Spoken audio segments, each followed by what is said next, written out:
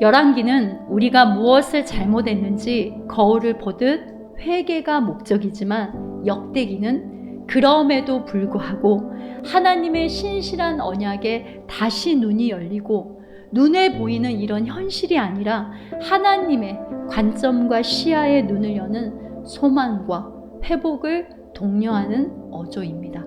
돌아와 정착하게 된 이들이 우연히 그리고 자신의 선택에 의함이 아니라 하나님이 남은 자로 구별하고 택하신 자들이라는 거예요. 하나님의 언약 안에 돌아오게 하시고 정착하게 했다, 즉 회복하게 하셨다는 구원의 은혜를 이 방대한 역대기의 족보를 통해 우리는 볼 수 있어야 됩니다.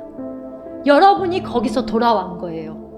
여러분이 하나님이 남은 자로, 택한 자로 돌아온 겁니다.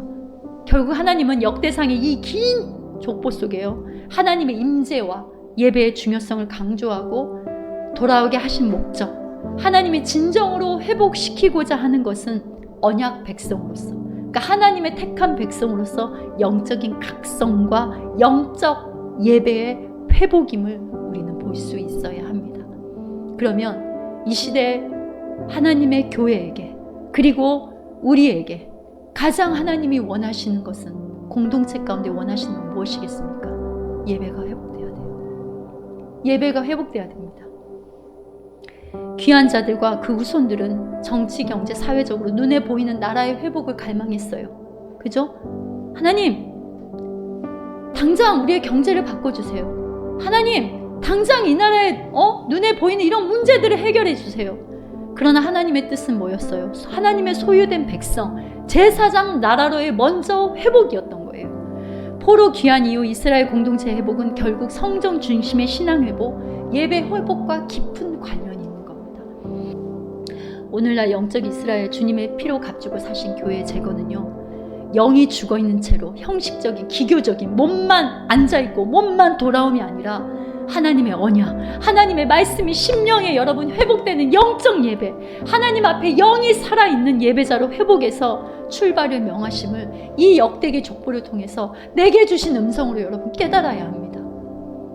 이 시대 우리가 진정 재건을 바랄 부분은요, 신앙의 재건이에요. 영적 예배의 재건입니다. 성경에서 멀어진 잘못된 세계관, 가치에서 건짐받고 각자 우리의 심령이 영적 예배를 회복하는 거예요.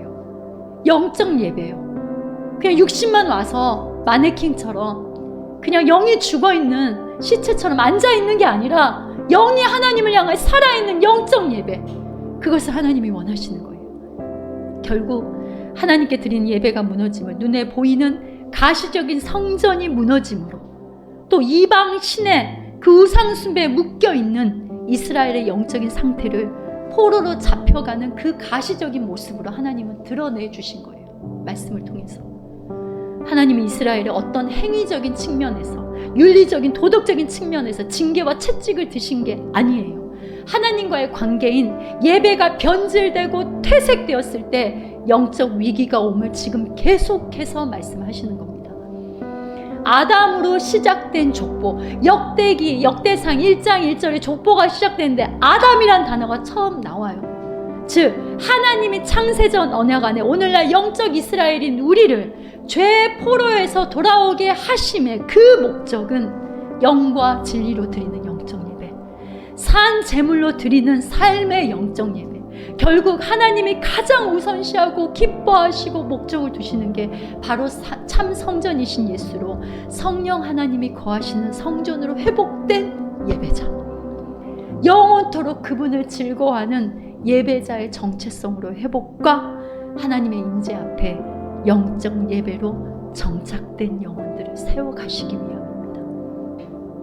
역대기 13장에서 16장까지 보면 다윗은요, 언약궤를 예루살렘에 안치하고 무엇부터 하냐면 찬양을 합니다. 그런데요, 역대기 28장 29장에 보면 다윗이 솔로몬에게 왕위를 넘겨주는데 기도로 역대기가 맞춰요. 다윗 왕조의 회복은 결국 뭐라는 겁니까?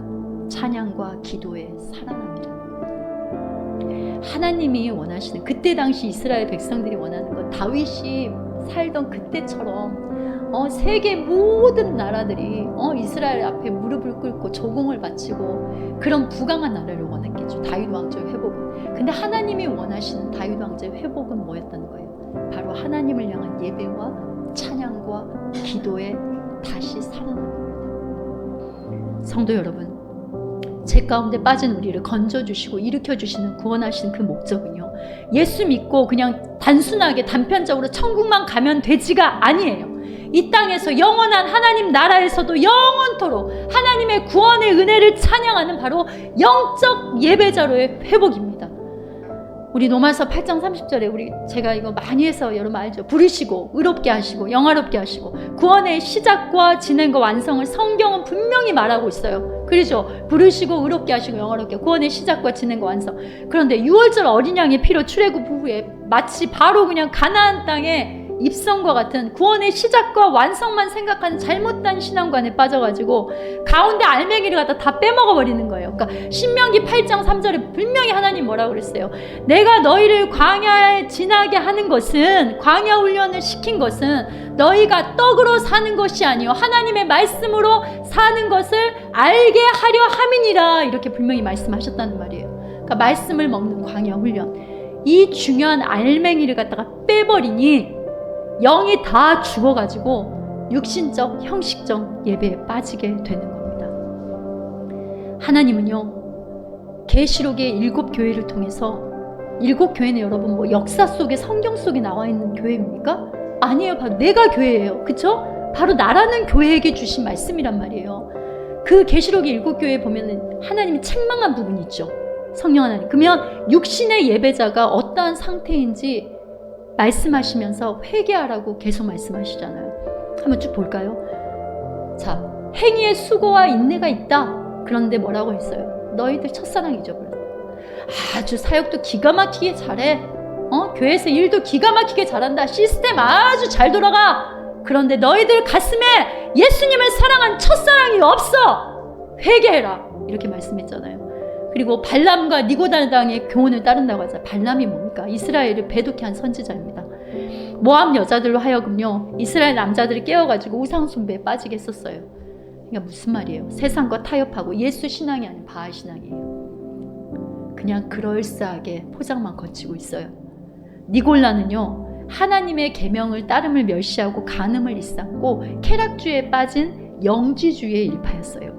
니골라당의 핵심이 뭔지 압니까? 거룩한 것과 속된 것의 구별을 없애버리는 거예요.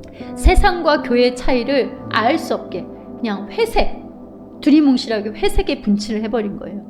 세상과 타협했던 자들이 교회 안에 있었다는 말이잖아요. 여러분, 이거는 성령이 교회들에게 하신 말씀이에요. 교회에게 주신 말씀이에요. 또 자칭 선지자라 하는 이세벨이 일어난다고 그러잖아요. 이세벨이 일어나서 뭐라고 나오냐면 종들을 가르쳐 행음하게 하고 우상의 재물을 먹게 한다, 이 말이에요. 오늘날 목회자의 변질과 타락과 사람의 가르침을 교훈 삼아 전하는 다른 복음, 유사복음을 말하는 거예요. 이세벨의 가르침, 복음 비스무리하지만 실상은 풍요와 쾌락의 바알 신앙으로 미혹한 거예요. 또 뭐라 그래요? 영이 죽은 교회의 상태가 어떤다고 나와 있습니까? 너는 살아있다고 한다. 근데 실상은 내 영이 죽었는데 살펴봐라. 미지근해.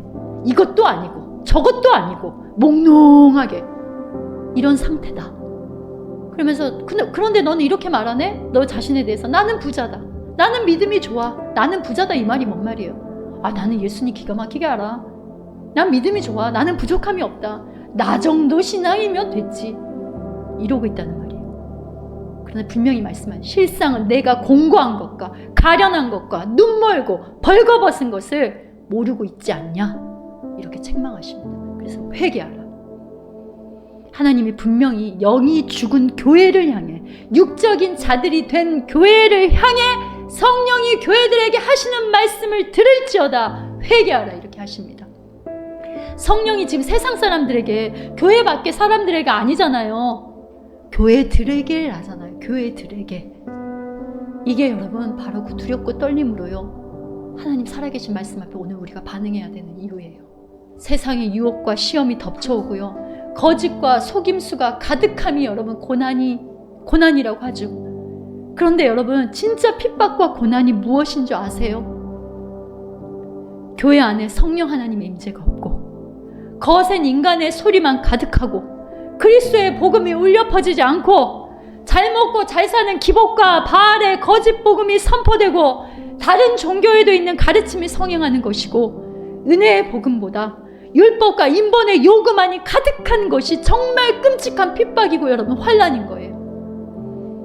여러분, 지난주에 다윗의 장막, 하나님은요 모세의 성막, 솔로몬의 그 화려한 성전을 회복시킨다고 하지 않았어요. 천막 하나 밑에 초라한 바람이 나풀거면 다 보이는 언약궤.